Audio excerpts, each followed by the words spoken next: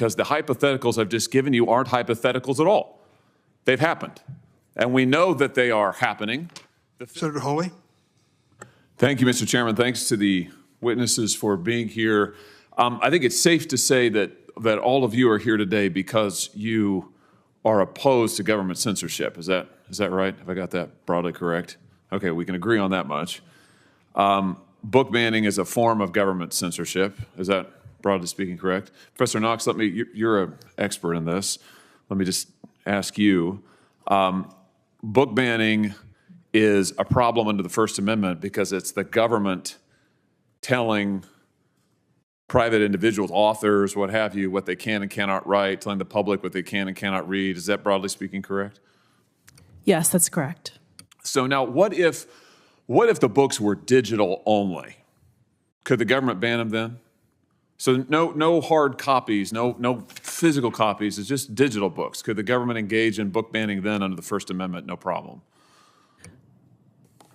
No, that's about a format of the particular book, and that really doesn't matter when it comes to whether or not government is banning a book. Okay, what if the government made a list of authors whose books it wanted banned, and also went to all of the publishing houses in America, the government did, and said, do not publish the books by any of these authors or we will punish you? Is that a problem under the First Amendment?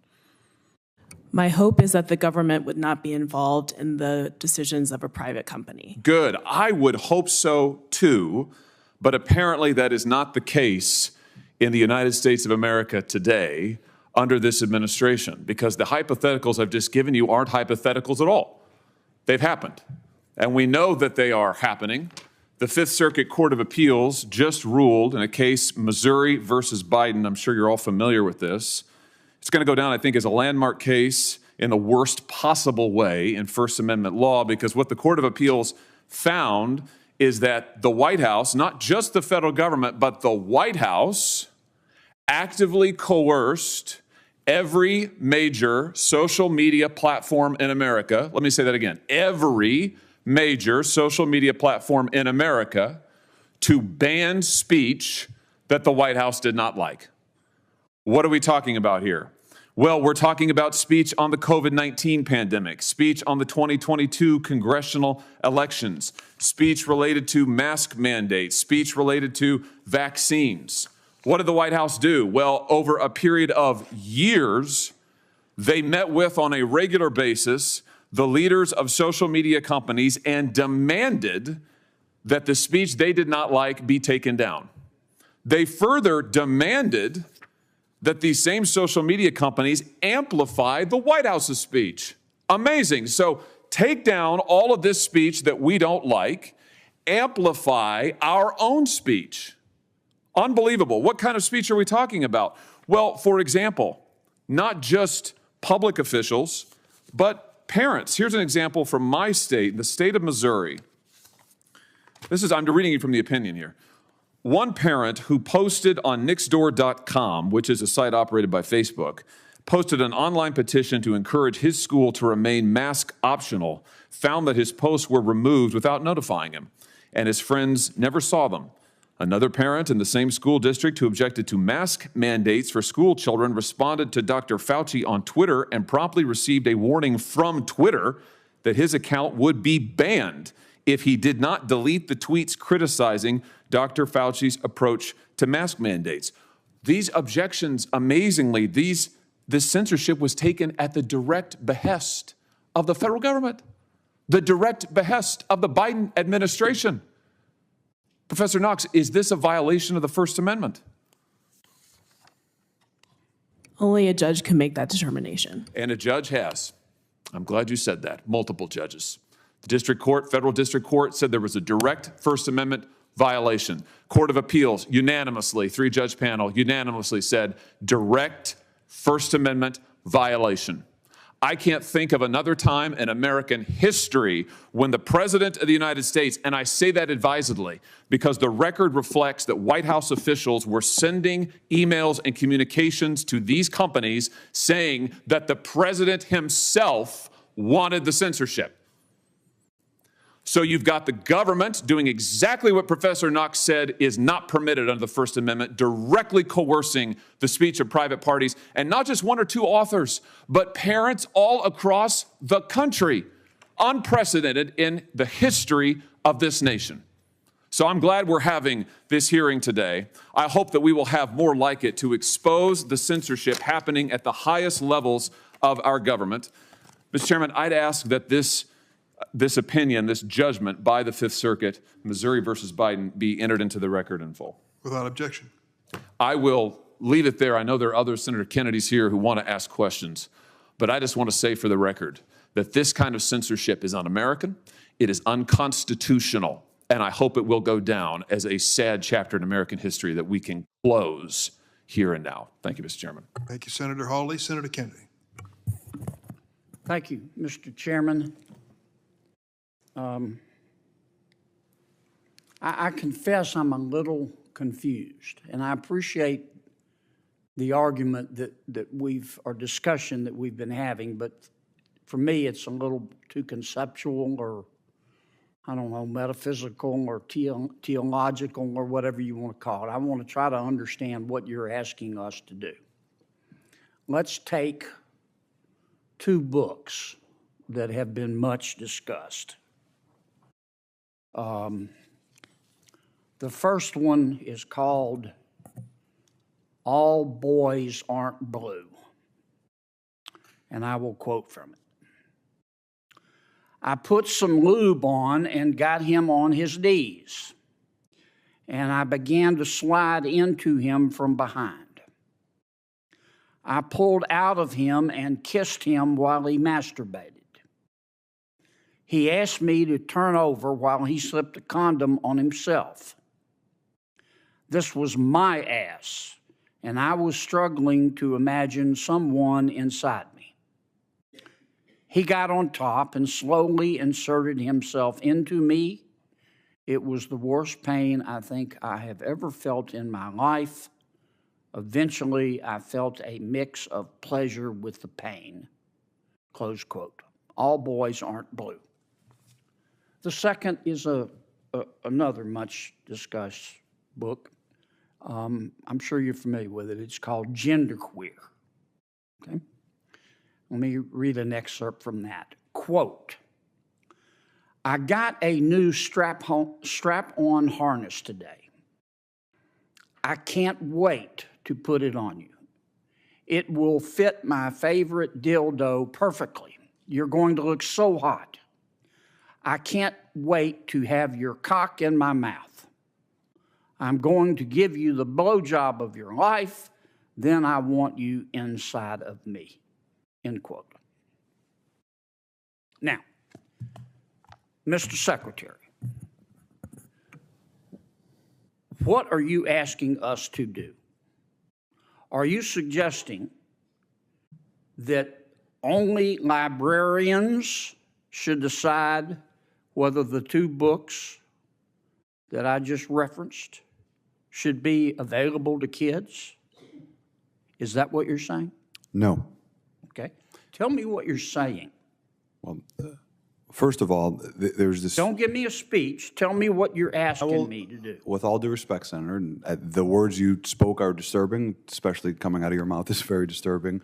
But what I would also tell you that we're not advocating for kids to read porn, to Senator Booker's point. What are you advocating for? We are advocating for parents, random parents, not to have the ability, under the guise of keeping kids safe, to try and challenge the world view of every single manner on these issues. You're getting conceptual game. I'm not getting conceptual. I'm saying yes, that you are. Yes, you are. Because I want to know what you're recommending. It sounds to me like what some of you are saying, the librarians should decide who gets to see that book. I'm saying when individual parents are allowed to make a decision of where that line is, and To Kill a Mockingbird, which involves a rape scene, should that book be pulled from our libraries? I think it becomes a slippery slope. I think you ought to think about it a little bit more before you come here. I've thought about, If you're going to propose something, you ought to be able, in 30 seconds, to be able to explain what you're asking us to do. Ms. Kelly, what do you understand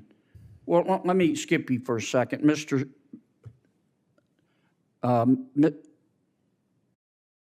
Cameron, tell me what you're proposing. It's pronounced mix. Mix? Is that how would you like me to refer to you? Senator, your definition of sexual is synonymous with LGBTQ identity. I'm not asking you that. I'm asking you to tell me you read those two excerpts. Genderqueer. Do you think that, are you asking that only librarians and not parents have any say in whether minors can read those books? Is that what you're saying? Genderqueer has never been in my school library, so it's never been banned. Well, suppose it was. Should it be up just to the librarian, or should parents have a say? There should be facilitation of collaboration between students, parents have and a say? educators. Parents should be working with students and educators to be making decisions because students are. And who decides ultimately? The librarian, or do you take a vote, or who takes the vote? Book review committees in the community in my school district. You want a committee to decide? There are committees. Okay. Well, I'm asking you, how do we decide whether the two books that I just referenced should be available in the library? What would you, if you were running things, what would you do? All Boys Aren't Blue, the scene you mentioned, is about sexual abuse. I know what it's about. It's not What erotic. would you do in terms of making the books available? Would you say anybody can see them, or they have to be in a special session? Students who do not read books like All Boys Aren't Blue cannot learn what is appropriate. I understand that. They cannot learn. I understand, but none of you want to abuse. answer my question. You come here and you say censorship is bad, and of course it's bad. But the obvious response is, okay, you heard the books we're talking about. Okay, we're not talking about Catcher in the Rye. So tell me what you want, who gets to decide. And all I've heard is the librarians. And parents have nothing to do with it. And if that's your response, what planet did you just parachute in from? Parents, Senator. Or what country, more appropriately? This is not China. Parents, Senator, for all due respect, parents absolutely have a say. My parents were immigrants, came to this country. We never checked out books without our parents seeing what books we were reading. They encouraged us to read books. Mr. Secretary, I understand this is good for your politics back home. It's got nothing to do with my politics. My bill is passed. Of course it does. It has everything to do with your politics. I'm here to. But you came here with a problem, and I'm trying to understand the solution, and you don't have one. We solved the solution. Other than to tell us that we don't agree with you, you're on the wrong. We'll be on the wrong side of history. We solved the problem in Illinois. We fixed it because we. Well, there are others you could work on. Well, that's why I'm here to help. Time. Thank you, Mr. Chairman. To help other states make these decisions. Senator Grassley. Mr. Speaker, I'm going to submit questions for answers and give use my time just to make a few points on this subject. First and foremost, the notion that this is a, quote, book ban is misleading and not truthful. This has nothing to do with restricting books to the general public. These books can still be purchased through various retailers if parents want their children to have access to these materials. The issue is protecting parental rights and their ability to raise their children. As a father of 5, I can confidently say no one knows what's best for a child more than their own parents. As such, I believe the first principle in education is that parents have a fundamental right and responsibility to guide their children's upbringing. This means parents ought to have the greatest say in determining what is best for their children. The Constitution gives this function to the states.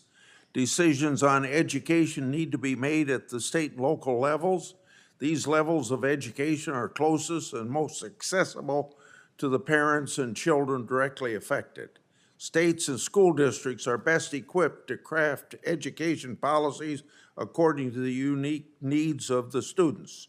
Further, moms and dads can more easily advocate for their children's needs in the classroom or even voice concerns to teachers, school officials, and that's closest to home. And if needed, they can reach out to their local and state elected officials to pursue broader educational policy changes much more easily than coming to Washington. In fact, this is something I regularly tell parents. Parents are their children's best advocate. Our children and their future thrive when state and local communities have this freedom to respond to the unique needs of families they serve. However, when this principle is violated, the results aren't to the benefit of children. For example, we saw this after the passage of No Child Left Behind. This law was enacted with the best of intentions, but showed just how challenging it is for one approach to successfully help millions of students attending schools in thousands of classrooms across the country.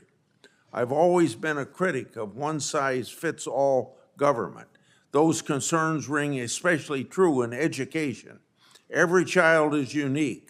When we implement Washington Knows Best policy, like No Child Left Behind, the children suffered the most, and the teachers couldn't teach according to it the way they want to.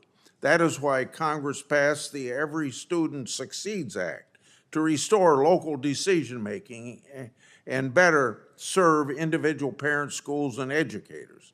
A federal policy regarding classroom content sent by federal legislators or some distant faceless bureaucrats in Washington would take decision-making away from the parents who know best how to raise their kids. Throughout my 99 county tours of Iowa this year, moms and dads shared their experience and concerns about some books and materials that have been presented in Iowa schools. They have expressed reasonable concern about young, impressionable minds to explicit and graphic materials and content in some classrooms and school libraries. So common sense knows best. Unsurprisingly, we've seen every state and school district, we've seen various state and school districts respond to parents' consent by enacting policies aimed at protecting children. Parents, in conjunction with state and local officials, must determine what is age appropriate for kids to ensure they are nurtured as they grow up. I'll continue to support efforts preserving the right of parents to determine their kids' education and give state and local districts the flexibility to shape policies that fit communities they serve. Thank you, Mr. Thanks, Senator Grassley.